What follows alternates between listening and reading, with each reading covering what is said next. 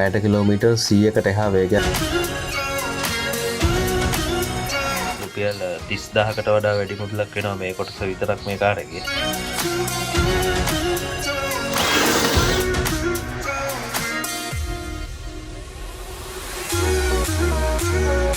මේ electric car එක ගොඩක් දුර්ලභයි.